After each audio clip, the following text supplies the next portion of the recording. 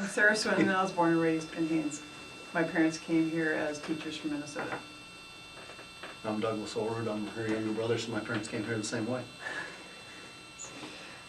So you did sports in high school. What was that like? It was a lot of fun. It's basically cross country, basketball, track, and one of the advantages, still today, that you get to miss a lot of school when you're in sports, and so that was always an advantage. But it was a lot of fun traveling to other communities, staying with other families, and meeting a lot of neat people. I did basketball and track, and I have the same feelings as he does. Is the aspects of being involved in a sport, you feel like you're part of a team, and you represent your community every time you travel, and you do get to meet amazing new friends. I still have people to this day that know me from my high school basketball, and it's pretty neat to have that connection with other people. And how has sports changed in Haines over the last few years? Well, when we started playing basketball, we started the season a lot earlier than they are now. We started in October, and you guys start the end of November, and we were done earlier. We had more games, I think. We played each town twice, away and home, and you guys just have different divisions now where you have the South and the North, and you only play them home once, and you rotate that.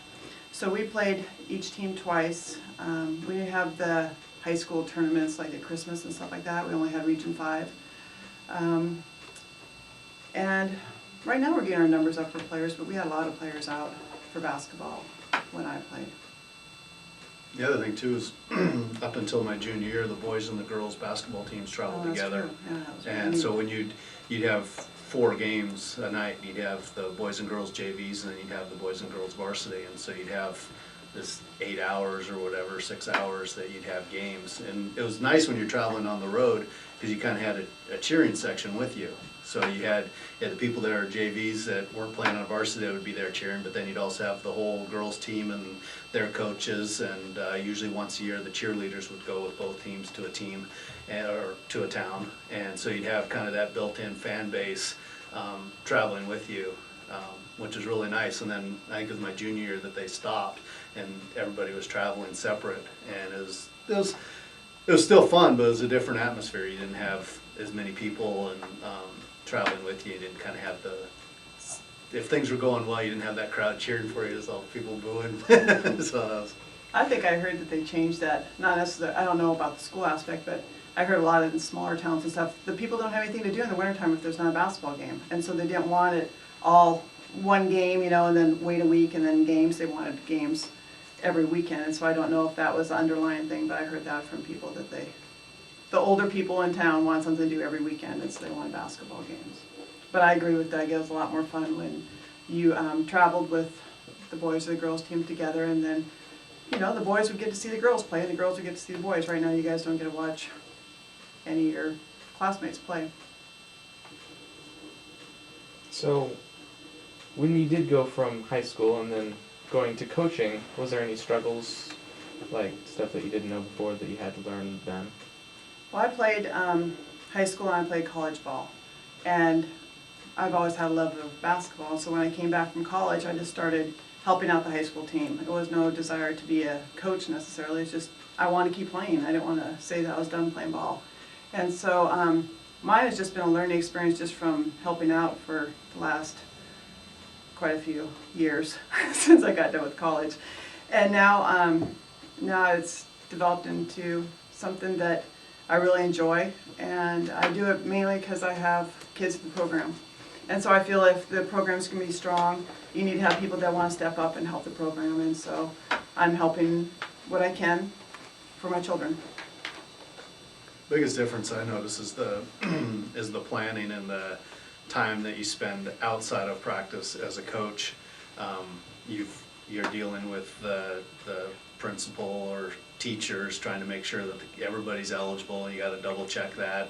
You've got parents that are coming to you with concerns either on an injury on a player, or how come my kid isn't playing enough, or their grades enough. And so when you're playing, you go to practice, you go home, you do your homework, go to bed, and you wake up the next day. And coaching, you're getting calls at 10:30, 11 o'clock at night. How come my kid's not playing? How come this happened in practice? Or I heard this.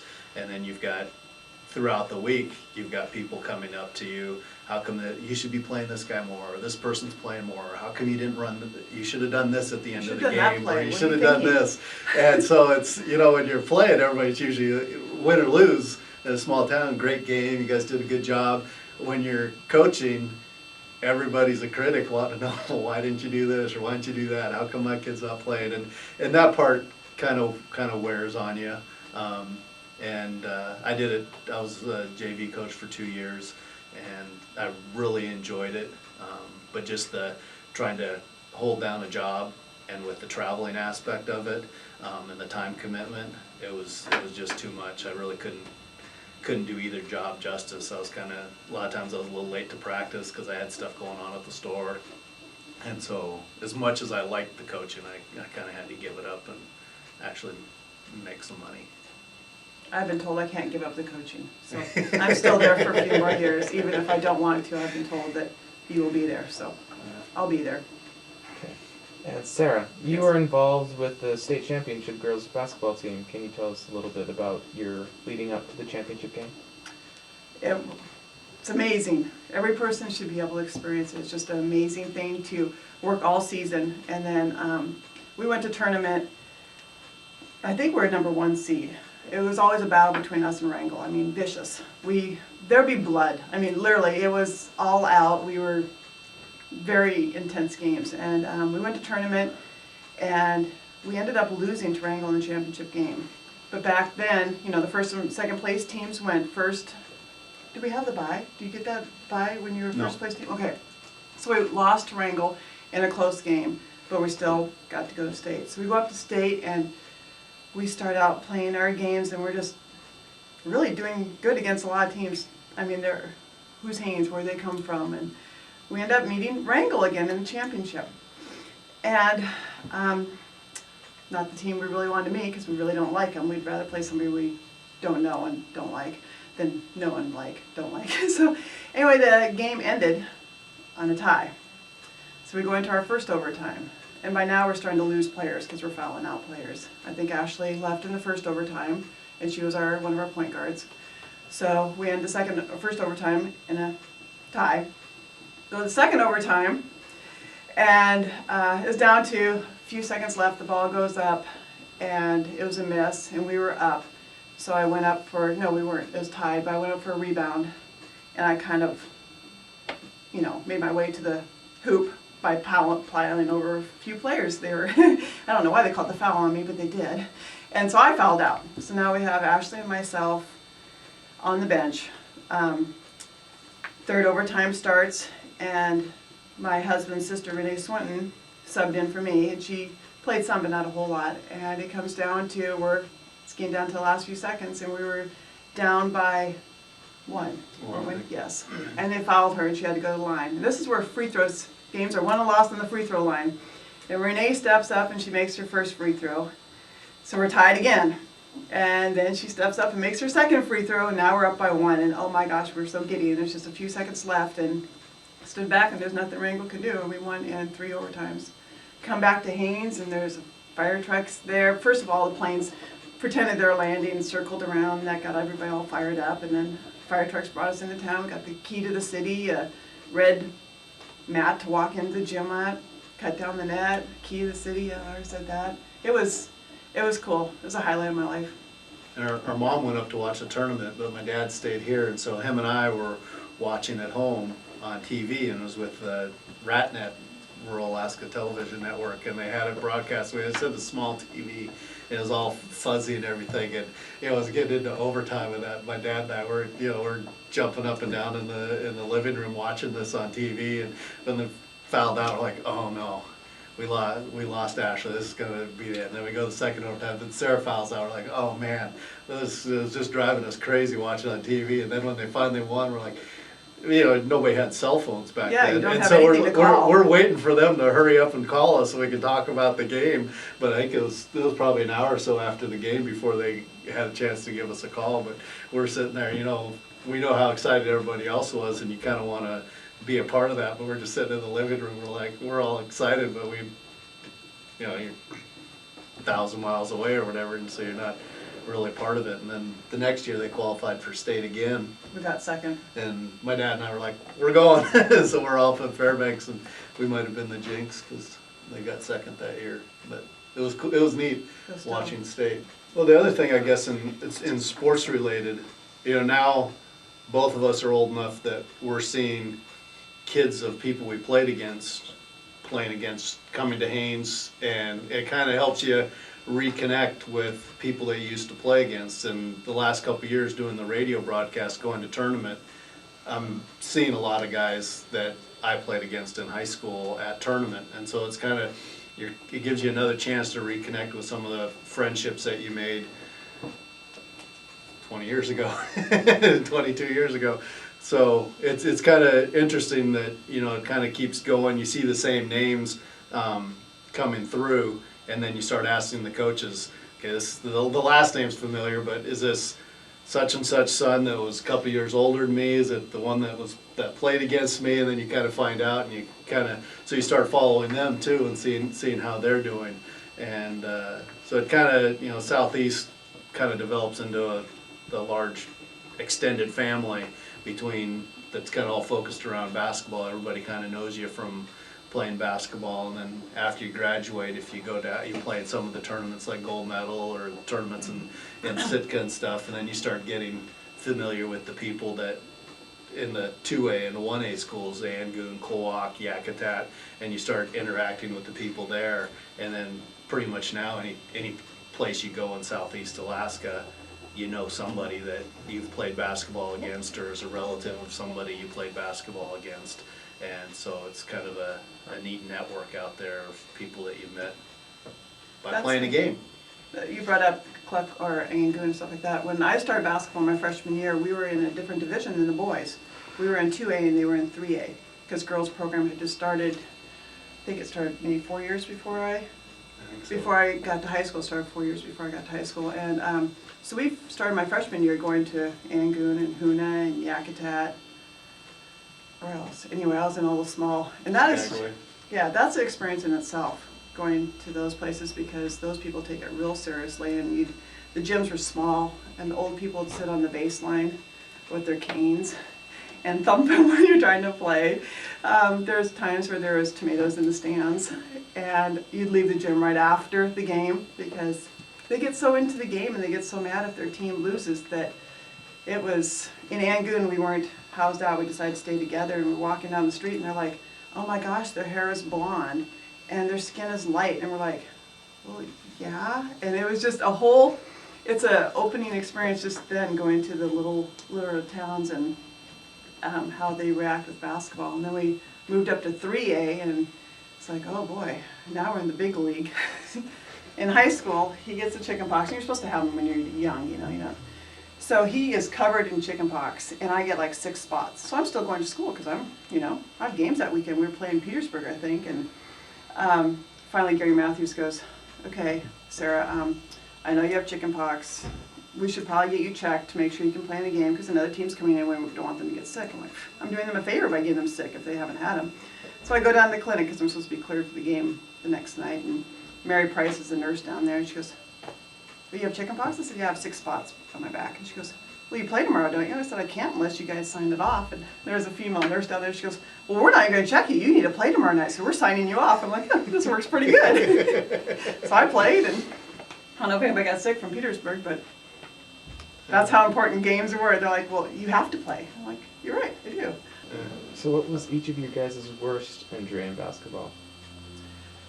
I started my junior year, and they didn't really know what from. They thought it was shin splints at first, and then they thought I had stress fractures, so they were x-raying my legs, and this all happened at state. And so it started at the end of the thing, and they started taping my legs, and then my senior year it got worse, where I know I was up at state again, and they're all like, oh cool, she's out, because they're taking her x-ray again, and she won't be playing, and they're all getting dressed for the game. And I happened to we're sharing the same locker room. I don't know why you do that with your opponent at that time, but I walked into their eyes got all big and their jaw dropped, and they're like, are you playing? I'm like, yeah, why wouldn't I? Well, your legs are screwed up, you can't play tonight. And I'm like, I'm playing. And half the game, Hal, my coach, stuck me under the basket on the offensive side because running up and down the court was quite painful. I couldn't feel below my knees basically, and so you're running and not feeling anything. And that followed me into college. I had to quit my senior year because my legs were so bad that they wanted to go in and open up my muscles on my sheaths around my muscles to see if that was causing a problem. I'm like, I'm not going pro, so I don't want exploratory surgery, but I would leave practice in college on crutches. Couldn't feel below my knees. And then before games, they'd ice me and put me on Advil and then tape my legs from my toes to my knees, both of them. And then every time out, they'd spray it with this numbing stuff so I couldn't feel the pain. Play the game, and then here's your crutches, let's go home. So that was my worst injury that started late. I never had a sprained ankle. You know, cuts and bruises were given, but that's what ultimately stopped my career. You did. Mine feel like kind of wimpy compared to that. The worst I did, I think I fractured probably about 3 different fingers, and My fingers are I messed think up. broke but- my nose 2 or 3 times. That was pretty much the extent of any injury I had in basketball. Mount Edgecombe back then, you know, Mount Edgecombe's always been a powerhouse now. Well, back then, it was truly from the villages. And so we'd walk in there. And they just started up too. It was Yeah. your senior year, I think, that they restarted, wasn't it? Or your No, junior I year? played them No, because they started, junior and senior year. yeah. So anyway, we'd have Olgas and Berthas, and they were more of the Eskimo descent. And I was the tallest player on our team, and the big joke was, here, they're guarding me, because they were all so short. And it was nice girls and everything, but they were just so short. Well, Now they're just, First year that they opened, which it is, they had a tournament there that year, and they had reopened after being closed for 5 or 6, 7 years, I think. And so they're doing all this remodeling in the hangar. And when we went and played them, there's all this dust coming down, and the floor was just like an ice rink. They'd mop every time out. They'd be out there mopping it, but you'd literally go to stop, a jump stop, and you would slide. And so the refs are kind of liberal with that. But Sarah did it in her game, and then I did it right after. They had this towel on the outside of the court, and the 'Cause the court's court's raised raised up up, about yeah. that much. Yep. And you guys played on there, you've seen it. And so she went to wipe her feet, and she I was tripped- leading the pack out, you know, I'm the she big tripped on the stud. edge of the court and went sliding across the floor. And all the Holes guys in and my I polyester sweats. we're all laughing. And then for the varsity game ran out, I did the exact same thing. And everyone's like, "Oh, it must run in the family. Neither one of them can pick up their feet." And back So- then, you know, our uniforms, our sweats were these thick polyester, god-awful things, you know. Yeah. And they didn't seem to make them in tall, so before the game, you put your sweats on, you put the sweats over your shoes and sit there and try to stretch them out so they're long enough, you know. And so I go up there and I burn holes. I'm like, "Coach, do I have to wear my sweats now?" And he's like, "Yeah, I'm like, "No, they're pathetic sweats anyway. Now I have holes in my knees." But yeah, now you guys get, you know, this snap-on, snap-off stuff, and it looks all fancy in our uniforms. So I'm gonna be watching Tyler at Region 5 this year. See See if he if he trips on the edge of the court. See how far down the family line that goes. His won't be from wiping his feet, it'll be from his big feet, from just in his general. Size 15 shoes. So we'll have to warn him about that ahead of time. Pick up your feet. There's a lip there. So what advice would you give to the current and future athletics of Haines High School? I'm just pro athletics in any aspect of the game. I mean, whatever sport you want to go out for, I think you should go out for it. You're only in high school once, and the years click by really, really quick, and then you're in the real world. And so enjoy what you can in high school. Enjoy every sport that you want to try out for. And it is a great learning experience, good building experience, everything for your future. I feel athletics is one of the stepping blocks for it. It helps with your whole overall education, and I feel everybody should try every sport that they want to. It's a great experience. And I'd follow that up with just give it 100% and enjoy it the whole time, because you know I always thought as a freshman it's going to be in high school a long time. Forever, 4 years is a you long know. time, but man, it went fast. And looking back at it now, I'm always telling Sarah's kids, you should do this, you should do this, and they usually don't listen to me. And I didn't listen when people told me that in high school, you know, where you should work on this in the summertime, it'll really improve your game or something like that. They don't listen, and it's not, most people don't, I never did, but looking back on it, it's like, you know, I wish I would have listened to my dad, or I wish I would have listened to my coach and put some more time in the summer. I know I would have had a better experience. Not that I didn't have a great experience as it was, it just might have been a little better player. The team might have done a little bit better. But looking back at it, you know, now there's a number of years that didn't really think about playing ball and traveling and everything. But then when I started coaching, kind of going to some of the communities again and going back into the gyms, that you relive a lot of those memories when you're in those towns. And now doing the radio for it and watching Sarah's oldest participate in that, it brings back a lot of memories. And there's it was a lot of work at the time trying to, because we'd leave on the ferry on Wednesday night and come back Monday afternoon, and as you guys know, all the homework had to be done and stay eligible. And so doing that and playing the games, it's a long season, but man, it was a lot of fun.